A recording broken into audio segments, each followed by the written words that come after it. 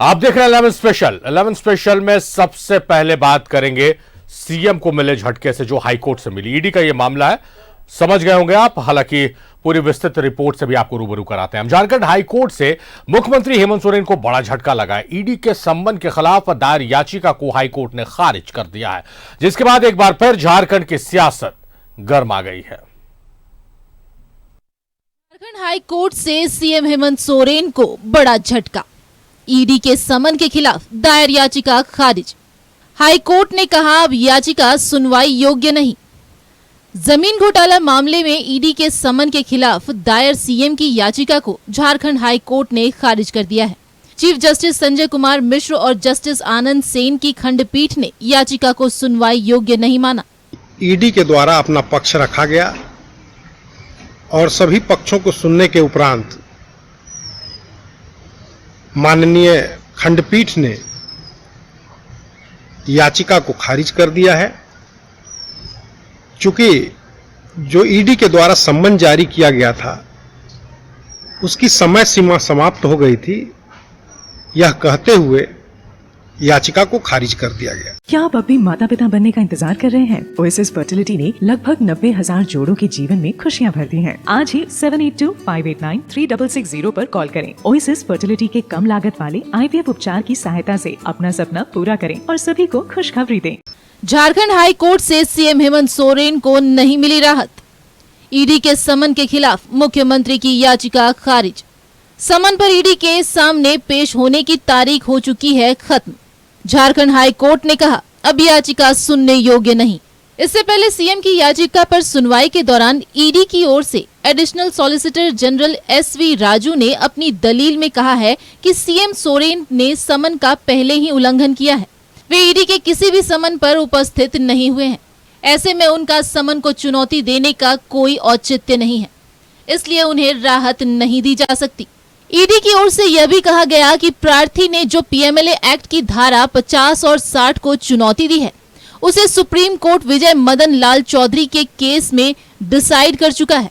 इसके तहत एजेंसी को समन और बयान लेने का अधिकार है। वहीं सीएम की ओर से वरीय अधिवक्ता कपिल सिब्बल ने कहा कि सीएम के खिलाफ किसी तरह का कोई मामला दर्ज नहीं है। ऐसे में उन्हें ईडी की ओर से समन दिया जाना उचित नहीं है। कोर्ट ने सभी पक्षों को सुनने के बाद सीएम की याचिका को खारिज किया है। कोर्ट के फैसले के बाद अब बीजेपी ने कहा है अब सीएम के पास कोई रास्ता नहीं है, उन्हें ईडी के सामने पेश होना ही होगा। अब तो सुप्रीम कोर्ट से उनको निराशा हाथ लगी है, हाई कोर्ट ने उनको निराश कर दिया है। अब तो उनके सामने ईडी का सामना करने के अलावा कोई रास्ता बचता नहीं है। देखिए माननीय मुख्यमंत्री जी, आप कितने भी दरवाजे खटखटा लें, लेकिन अंततः आपको ईडी के दरवाजे ही जाना होगा। आप सुप्रीम कोर्ट गए, आपको कोई रिलीफ नहीं मिली। आज हाईकोर्ट ने भी आपकी याचिका को खारिज कर दी और ईडी के समन के खिलाफ आप जिस तरीके से भागते दिख रहे हैं, ये क्लियर मैसेज जा रहा है कि जो इस प्रदेश में 70,000 करोड़ का घोटाला हुआ है, इसके तहत सीधे तौर पर आपसे जुड़े हुए हैं। दूसरी ओर हाई कोर्ट से राहत नहीं मिलने के बाद जेएमएम और कांग्रेस ने कहा है कि लीगल टीम से मशवरा के बाद अब सुप्रीम कोर्ट जाने पर फैसला लिया जाएगा। आदेश आया है, उसके आलोक में हम सुप्रीम कोर्ट जा सकते हैं, वो द्वार खुला है। परंतु इस पर क्या रणनीति होगी, ये हमारे माननीय मुख्यमंत्री, चूंकि बहुत क्लोज मॉनिटरिंग खुद माननीय मुख्यमंत्री कर रहे हैं और उनकी जो लीगल टीम है वो फैसला लेगी कि अब आगे की रणनीति क्या होगी, तो बेहतर होगा। हम लोग इंतजार। तो निश्चित रूप से हम कानूनी विशेषज्ञों से राय करेंगे और फिर से एक बार सर्वोच्च न्यायालय का अगर दरवाजा खटखटाने की जरूरत होगी, कानूनविद अगर कहेंगे, तो निश्चित रूप से जाकर के हम अपनी बात को बताने का काम करेंगे। हमें कोई ईडी CBI किसी एजेंसी से दिक्कत नहीं है, उनके कार्रवाइयों से दिक्कत है। और हम लोग संविधान में विश्वास करने वाले लोग हैं। उच्च न्यायालय है, उच्चतम न्यायालय है, तो जो न्यायाधीश होगा उसकी समीक्षा के उपरांत ही कुछ इस पे बोला जा सकता है। जमीन घोटाला मामले में सीएम को अब तक 5 समन जारी कर चुकी है ईडी। पहले समन पर 14 अगस्त, दूसरे समन पर 24 अगस्त को होना था पेश, तीसरे समन पर 9 सितंबर, चौथे समन पर 23 सितंबर को बुलाया था, पांचवें समन पर 4 अक्टूबर को बुलाया था, लेकिन सीएम एक बार भी नहीं गए। ईडी के समन के खिलाफ सुप्रीम कोर्ट गए थे सीएम। सुप्रीम कोर्ट ने खारिज की थी याचिका। सुप्रीम कोर्ट ने हाई कोर्ट जाने को कहा था। 23 सितंबर को हाई कोर्ट में याचिका दायर। अब हाईकोर्ट ने खारिज की याचिका। अब आगे क्या करेंगे मुख्यमंत्री? फिर से सुप्रीम कोर्ट जाएंगे या फिर ईडी का करेंगे सामना?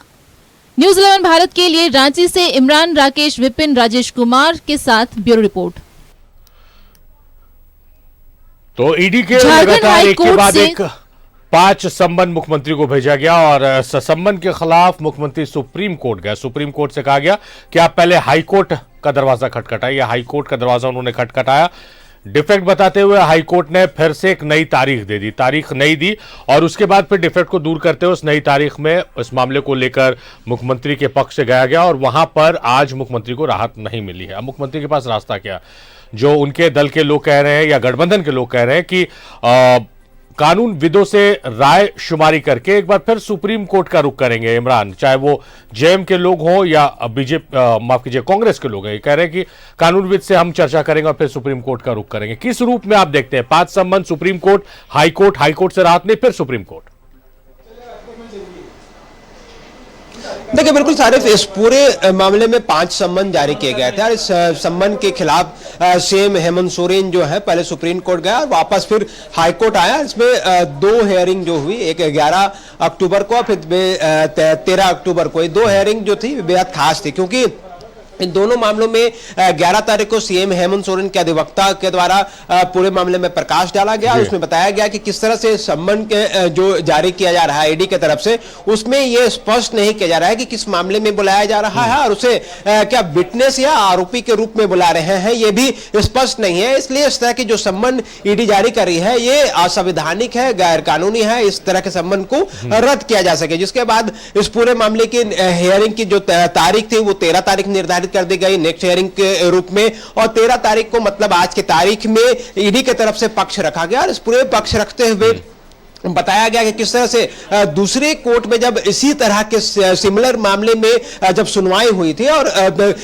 पीएमएलए एक्ट के धारा 50 और 60C को चुनौती देने की कोशिश की गई थी, जिसके बाद कोर्ट ने उस वक्त जो है इन दोनों ही सम्मन को जो है दोनों ही धाराओं को वैलिड मानते हुए आरोपी को पूछताछ के लिए सहयोग करने के लिए कहा था। एक रीजन ये भी बड़ा आज हुआ कोर्ट में कि दोनों ही धाराओं को जहां वैलिड करार देने को लेकर सीएम हेमंत सोरेन की तरफ से याचिका दायर की गई थी, लेकिन ईडी ने इसी को डिफरेंट कोर्ट का हवाला देते हुए मजबूती से अपना पक्ष रखा और हाल ये हुआ कि सीएम के द्वारा जो याचिका डाली गई थी हेमंत सोरेन के द्वारा, उस याचिका को खारिज कर दिया गया। अब यहां से सवाल उठते हैं कि आखिर आगे क्या और आगे इस पूरे मामले में क्या कुछ रुख हो सकता है। हालांकि कानून के जानकार जो राजनीतिक गलियारों में जो लगातार चर्चा है उसमें कई चर्चाएं हैं। एक तो है कि सुप्रीम कोर्ट का रुख कर सकते हैं, चूंकि हाई कोर्ट से आपकी याचिका अगर खारिज हो रही है तो जाहिर सी बात है कि वो सुप्रीम कोर्ट की तरफ जा सकते हैं। लेकिन उससे पहले यह देखना होगा कि ईडी की तरफ से अब सीएम हेमंत सोरेन को क्या सम्मन जारी किया जाएगा या फिर इस पूरे मामले पे सम्मन को लेकर भी थोड़ा वेट करना होगा, क्योंकि ईडी जो है वो प्रैक्टिकली कई चीजों को देखते हुए मजबूती के साथ फिर से सम्मन करना चाहेंगे और फिर एक नई तारीख निर्धारित किया जाएगा सम्मन का और वो सम्मन पर हाजिर होने के लिए कहा जाएगा। तो उसके बाद सीएम हेमंत सोरेन की तरफ से क्या कुछ रुख होता है वो देखने वाली इंपॉर्टेंट बात होगी कि जब तक नया सम्मन नहीं होता है तब तक इस पूरे मामले में तो दोनों तरफ इंतजार है, ईडी की तरफ भी और मुख्यमंत्री की तरफ से कि ईडी की तरफ से छठा सम्मन भेजा जाता है या नहीं भेजा जाता है और मुख्यमंत्री की तरफ से भी कि क्या हाईकोर्ट से राहत नहीं मिली तो आप सुप्रीम कोर्ट का रुख करेंगे मुख्यमंत्री हेमंत सोरेन। बहुत शुक्रिया आपका इमरान, तमाम बातचीत तमाम जानकारियों के लिए।